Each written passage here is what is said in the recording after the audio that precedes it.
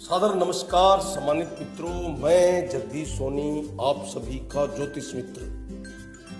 आज बात करूंगा हस्तरेखा के बारे में, कुछ योग बताना चाहूंगा। आज इस वीडियो में आपको ये बताना चाहता हूं कि सरकारी नौकरी लगने के इच्छुक जो स्टूडेंट्स हैं, जो सरकारी जॉब चाहते हैं, गवर्नमेंट जॉब लगना चाहते हैं, उनकी हस्तरेखा में कौन से योग हो सकते हैं या किन योगों से कौन सी रेखाएं आपके सरकारी जॉब लगने की प्रबल गारंटी देती हैं, पक्की गारंटी देती हैं। आज इस वीडियो में मैं ये बातें बताने वाला हूं। आज आप इस वीडियो को ध्यान से देखें दोस्तों, आप भी अपना हाथ चेक कर सकते हैं इस वीडियो को देखकर। जो लोग, जो बच्चे, जो स्टूडेंट्स स्टडी कर रहे हैं, सरकारी जॉब की तैयारी कर रहे हैं, सरकारी नौकरी लगना चाहते हैं, उनके लिए ये वीडियो बहुत इम्पोर्टेंट है, बहुत महत्वपूर्ण है।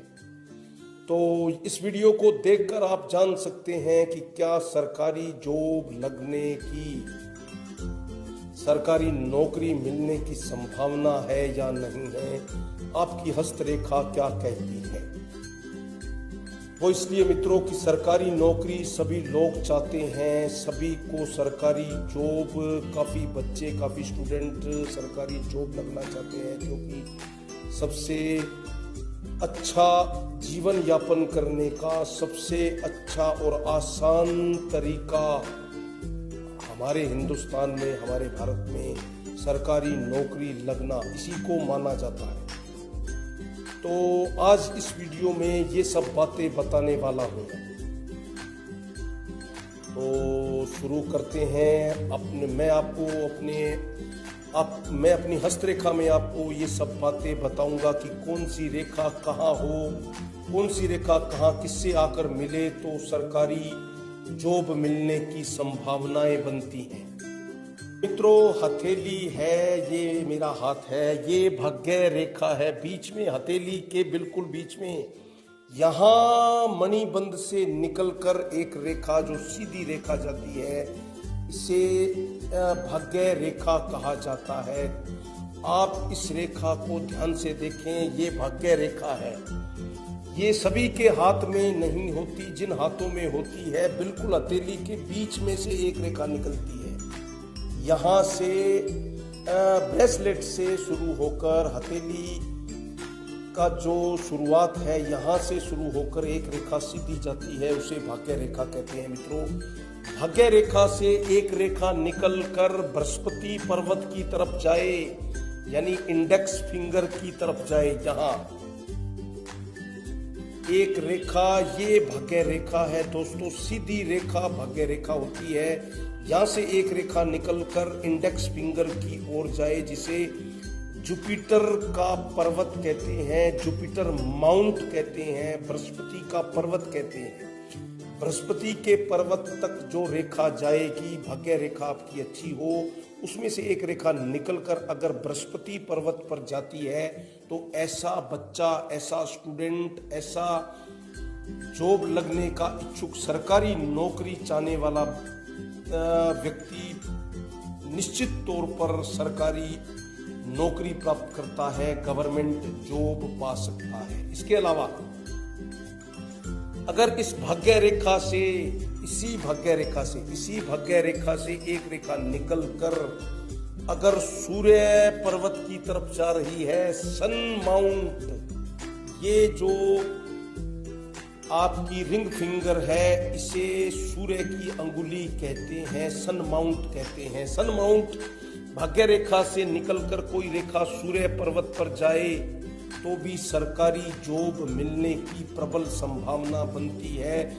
बीच में, हथेली के बीच में से भाग्य रेखा, उससे एक रेखा अगर निकलकर बृहस्पति पर्वत पर जाए तो भी सरकारी जॉब मिलेगा, और अगर वहां से रेखा निकलकर सूर्य पर्वत पर जाए, उस व्यक्ति को, उस बच्चे को, उस स्टूडेंट को भी सरकारी जॉब, गवर्नमेंट जॉब मिलने की प्रबल संभावना बनती है। ये जीवन रेखा है, ये आपकी लाइफ लाइन है, ये लाइफ लाइन, ये आप इस रेखा को ध्यान से देखें, ये लाइफ लाइन है। कि जो गोल रेखा है ये लाइफ लाइन बोली जाती है, जीवन रेखा कहा जाता है। जीवन रेखा से एक रेखा निकल कर अगर बृहस्पति पर्वत पर जाए, जुपिटर प्लेनेट की तरफ जाए, यहां से निकलकर लाइफ लाइन से निकलकर भी कोई रेखा अगर इंडेक्स फिंगर की तरफ जाए, जुपिटर प्लेनेट की तरफ जाए, जुपिटर माउंट की तरफ जाए, तो भी सरकारी जॉब मिलने की प्रबल संभावना बनती है। इसके अलावा सूर्य, ये आपकी रिंग फिंगर है, रिंग फिंगर से एक रेखा निकलकर अगर जुपिटर की तरफ जाए यानी कि इंडेक्स फिंगर की तरफ जाए, ये बहुत दुर्लभ रेखा होती है, ये विरले व्यक्तियों के हाथों में मिलती है। दोस्तों, सूर्य का माउंट यानी कि सन माउंट ये है, ये आपकी रिंग फिंगर है, इसके नीचे का जो माउंट है ये सन माउंट है। सन माउंट से एक रेखा निकलकर अगर यहाँ इंडेक्स फिंगर तक आ जाए तो ऐसा व्यक्ति बहुत बड़ा प्रशासनिक अधिकारी होता है, एडमिनिस्ट्रेटिव ऑफिसर होता है। बड़े बड़े आईएएस अधिकारियों की हथेली में इस योग को मैंने स्वयं चेक किया है। बड़े बड़े अधिकारियों की कुंडली में सूर्य पर्वत से एक रेखा निकलकर इंडेक्स फिंगर की तरफ अगर जा रही है और जाती भी है, अगर वो उच्च ऑफिसर है, उच्च अधिकारी है, तो ये निश्चित रूप से उसकी हस्तरेखा में ये रेखा आपको जरूर मिल जाएगी।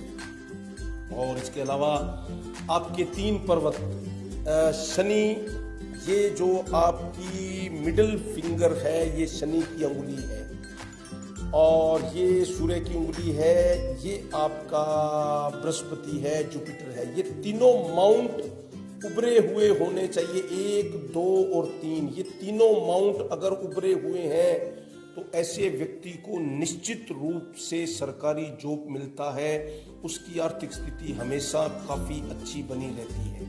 और जो लोग सरकारी जॉब चाहते हैं उन्हें हमेशा सूर्य की पूजा करनी चाहिए, सूर्य को जल देना चाहिए प्रतिदिन। ओम घृणी सूर्याय नमः इस मंत्र का जाप करने से भी आपको सरकारी जॉब मिल सकता है।